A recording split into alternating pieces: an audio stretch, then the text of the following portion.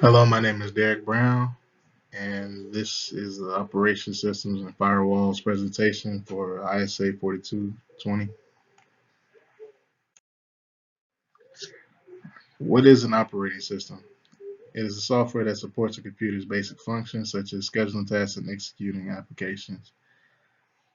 They offer the user a GUI, which everybody is pretty much used to. GUI is a graphical user interface that makes the operating system easy to use, and they are user friendly.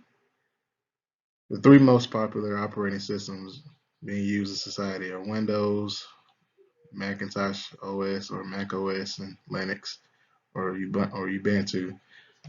With speaking on the GUI, I'm not used to using an operating system that's not really friendly. Like there's have a GUI such as the Linux Ubuntu feature that we even using for class. So I'm struggling with that one, but I'm gonna continue on with the slideshow.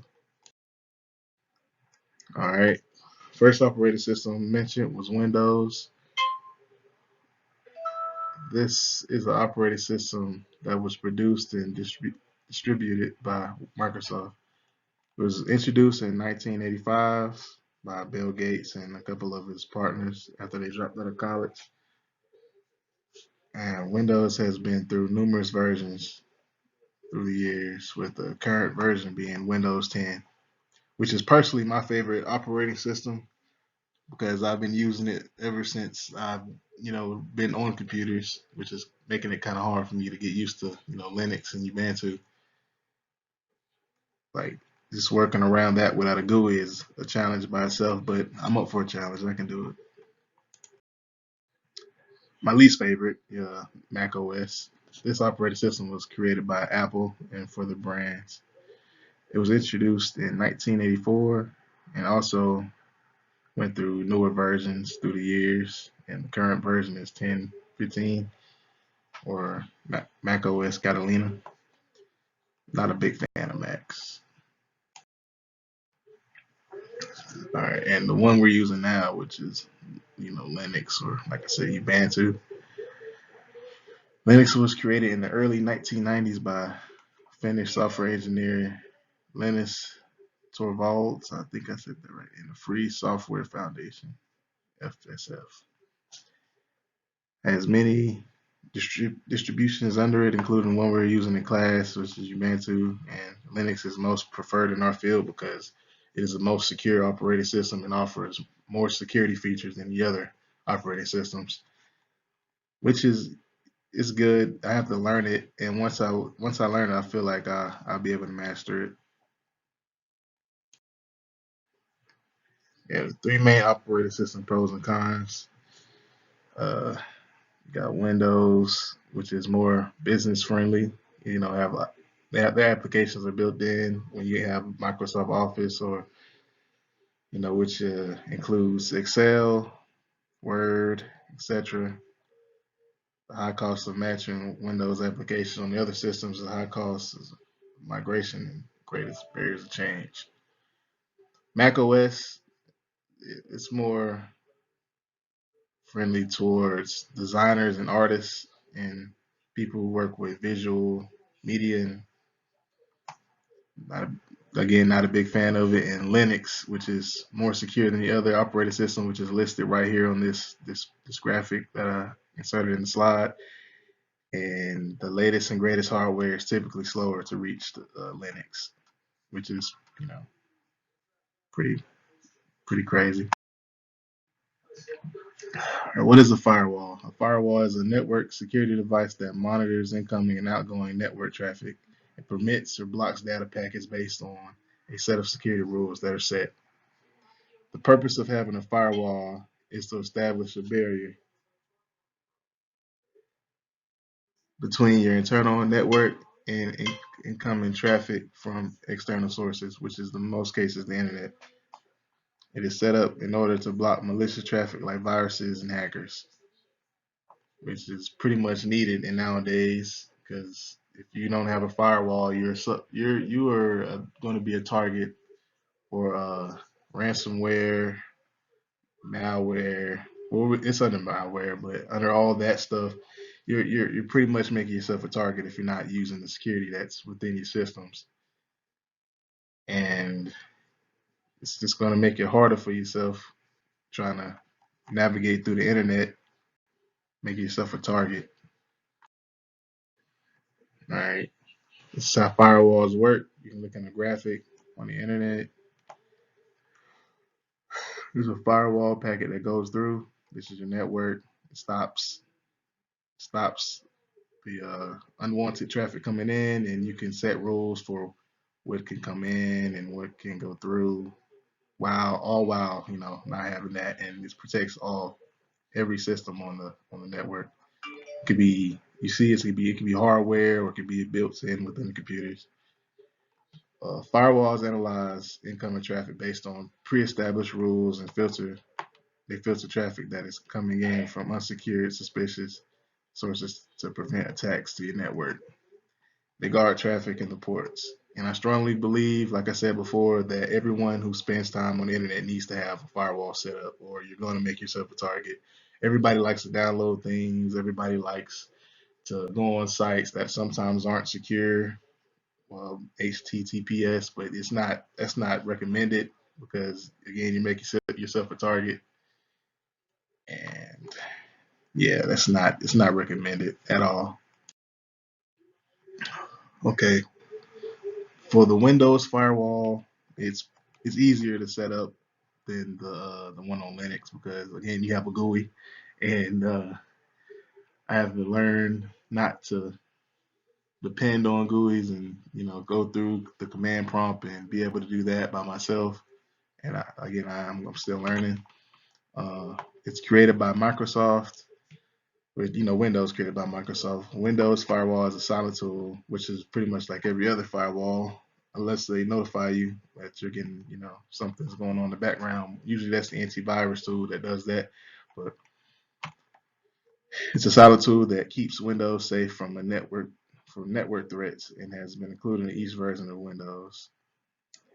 It provides protection from attacks to your network while allowing you know access to the internet and other things that you'll be able to do without being attacked or be a target. Windows Firewall filters the traffic that goes on your computer. It can also stop types of malicious software that uses network traffic to spread themselves. Uh, I guess one that could be malware. That's all everything under malware, but certain things like Trojan horses that disguise themselves as stuff that's not harmful, but when it gets on your system, it reveals itself to be harmful. It keeps that stuff out, but you need to pair this along with the antivirus tool to make sure that you're completely safe. Well, I wouldn't say anybody's completely safe, but more safe from vulnerabilities. You don't have any security holes or gaps and fills all that. IP tables is the firewall set up with Linux. IP tables is a user space utility program that allows the system administrator to configure packet filter rules of the Linux kernel firewall. IP tables uses a command line firewall. Again, I have to learn how to, type commands in without using the GUI. It's still a challenge, but I'm getting along with it. But it uses command lines, and you set it up using policy chains that allow or block traffic. You choose what you want in and out the ports on there. When a connection tries to establish itself on your system, IP tables looks for a rule in its list to match it, and if it doesn't find one, it resorts to the default action. And yeah, IP tables are installed. Default is always installed, but you can check if it's installed or not with this command, which is sudo apt-get install IP tables. And if you haven't installed it, it should tell you. If you don't, it'll start installing. Uh, Again, what is hardening? Hardening is the process of securing a system by reducing vulnerabilities within the system.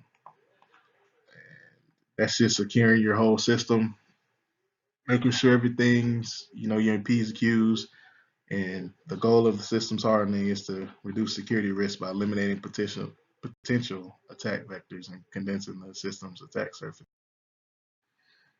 How can you harden Windows? You can harden Windows by disabling the automatic login and setting a password.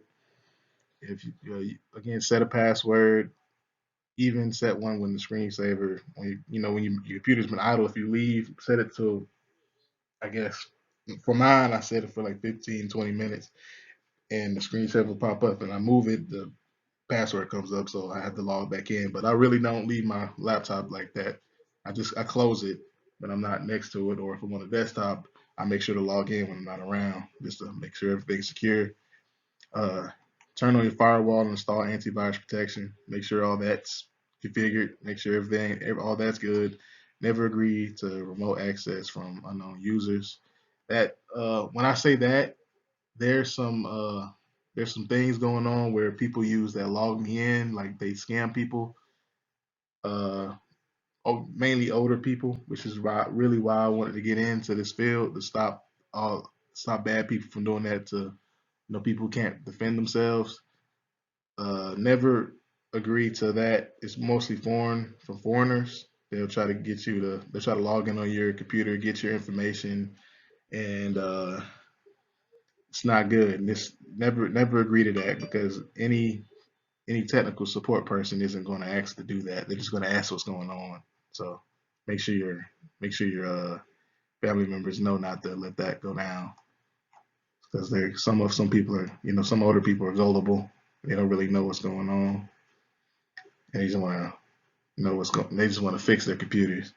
They don't really know anything about people trying to get at them like that. But again, I'm going to get back to it, and and enable your auto updates for your operating system.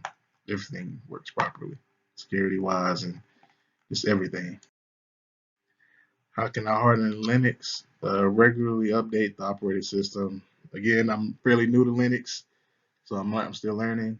I recently learned that trying to add users into it, you have to enable root.